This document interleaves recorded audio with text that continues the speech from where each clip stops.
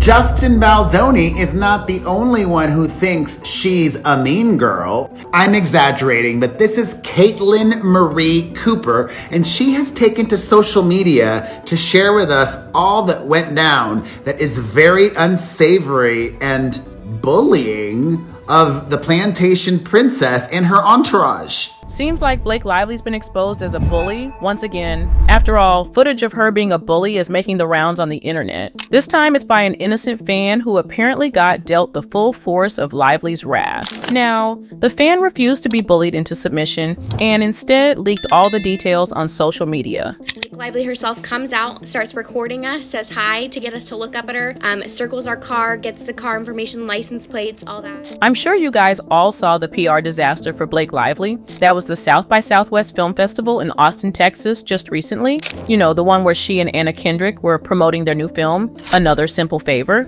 Like, what does it mean to be back with Anna? Oh, it's the best. I'm so happy. Like, okay, this way. You look beautiful. Anna, what does it mean to be working with Blake again? Oh, we're talking about.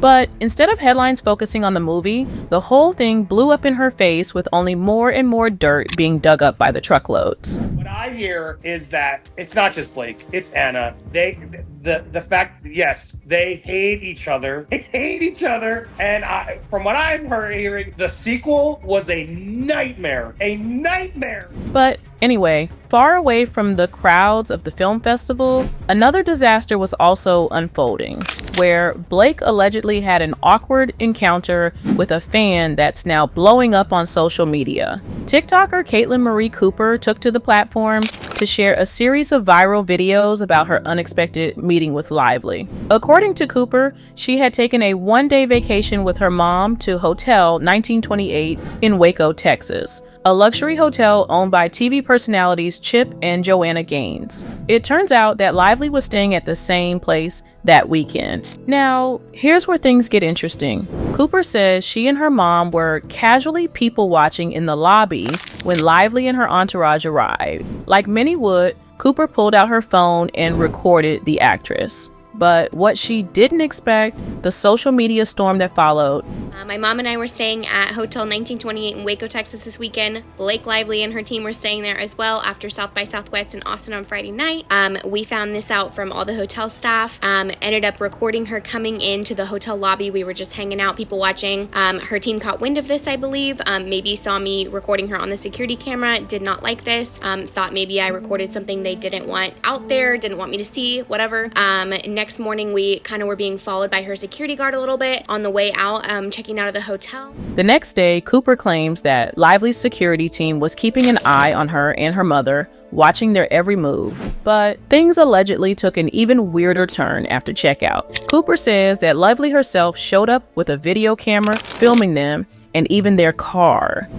Next morning, we kind of were being followed by her security guard a little bit on the way out, checking out of the hotel. Blake Lively herself comes out, starts recording us, says hi to get us to look up at her, circles our car, gets the car information, license plates, all that.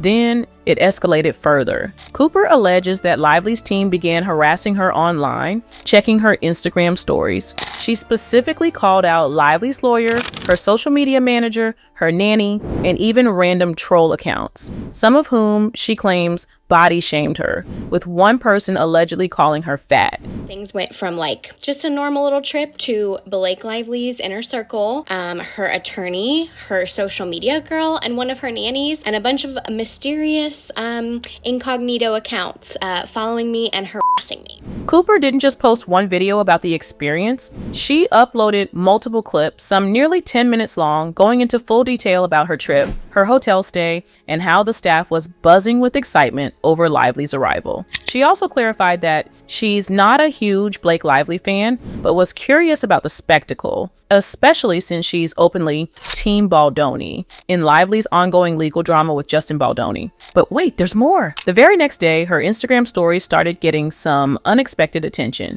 She noticed some unusual viewers checking out her posts, among them the hotel's manager, whom she tracked down on LinkedIn, Lively's lawyer Ezra Hudson, and, according to her, even the actress's nanny and social media manager, she later spilled all the details about these mystery watchers in another video. Then you guys, these anonymous Instagram accounts start viewing her stories. She said she had posted this selfie of herself and posted like Team Justin Forever. And then an account, Team Justin Forever, started to view her stories. She also noticed this account viewed her stories, and this ended up being Blake's lawyer. So this account viewed her story and then blocked her. If this is true, and Blake and her team really bullied this girl, I don't know. It's not looking good. However, this isn't the only trouble for Blake Lively because her name is drowned in a sea of dirty water. She used these allegations of sexual harassment and she used these allegations of bullying to try and leverage her position so she could be the de facto director. And just like that, they finally ended up in court. And trust me, this is turning into one of the messiest Hollywood legal showdowns since Amber Heard versus Johnny Depp. At the beginning of this year, Blake's lawyers were so shaken by Justin's courage and his not backing off that they even tried to slap him with a gag order to shut him up. But the judge, not having it. The judge ruled against Blake's team, pointing out that they had been just as vocal in the media. So it wouldn't be fair to silence one party, but not the other. Just like that, Justin's team bagged their first win. But, oh, it only got worse for Blake. Her lawyers weren't done yet. They went on to complain that Justin's lawyer, Brian Friedman, was just way too talkative. According to reports, they attacked Friedman, claiming he's being way too chatty about the case in public, giving them little wiggle room to respond in the court of public opinion. Every time Blake's legal team tried to counter Friedman's claims, he was already dropping another revelation, leaving them struggling to keep up, and the judge, not bothered one bit. He shut down their objections on the spot and let Friedman continue speaking freely. Another major blow for Blake's side. This is the same guy who straight up vowed to sue Blake into oblivion. Judging by how he handled things in court, he wasn't joking. He doesn't care about party, he doesn't care about, which company it is. He fights for the ostracized loner who's getting dumped on by these companies, which leads us to the Blake Lively situation. Now, she would say in this situation, she's the victim, Baldoni's the bad guy. And just to lay it out for the audience in a little bit more detail, what she's claiming is that even though she was a much bigger star than Justin Baldoni, who I never heard of before this lawsuit. But the real mess began when they realized Justin Baldoni wasn't just fighting in the courtroom. He was taking the battle online. Blake's lawyers were furious when they discovered he had set up an entire website dedicated to the case. And to make things worse, he planned to upload everything. Videos, receipts, lawsuit documents, you name it. Blake's been trying to get Justin's attorney to stop blabbing about the case in the media. Blake's lawyers also complained about Justin's new website dedicated to the case, telling the judge they think it's improper. According to one statement, Friedman defended his conduct, saying Blake's team is doing the same thing, citing the New York Times article where Blake first made her sexual harassment claims against Justin. If Blake could go to the media to tell her side of the story, then why couldn't Justin? That was Friedman's argument, and he made sure the judge heard it loud and clear. And guess what? The judge agreed. Another win for Justin. PR crisis agent was brought in because actually Blake Lively's publicist, Leslie Sloan, was planting stories negative to Justin. And all Justin wanted to do, and it's all through the text messages. But the real shocker came next. Blake's lawyers were practically begging the judge to let her choose who would question her during the deposition, clearly trying to keep Friedman out of it. But the judge shut that down fast. His decision, Blake doesn't get to pick who deposes her. That moment hit Blake's legal team like a ton of bricks. You could see the frustration all over their faces. And honestly, it's no mystery why. They know exactly what's coming and it's not looking good for them. Friedman isn't the kind of lawyer who holds back, and the thought of Blake facing him, that's got to be terrifying for her. Now, for those who might not be familiar with legal procedures, a deposition is a serious deal. It's when someone is questioned under oath and every single word they say can be used against them in court.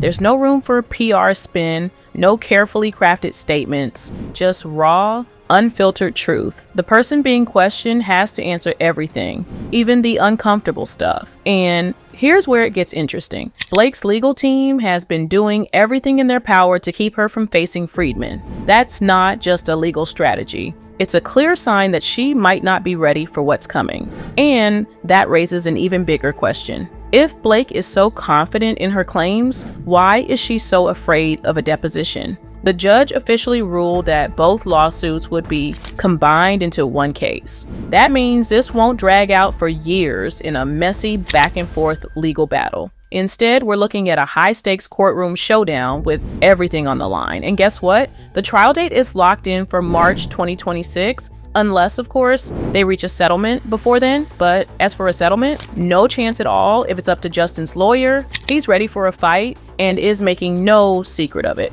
Justin has been destroyed by this. The company, the individuals at the company, this is a really serious thing. And in this day and age, the only way that you can truly get back and is to prove your innocence. It's not be found guilty. It's to prove your innocence. And that's what we're actively working to. So that may only be able to be done in a courtroom. But let's be real, if this actually goes to trial, Blake is in serious trouble. In this case, it's way bigger than just what happens in court. It's unfolding in the court of public opinion, too.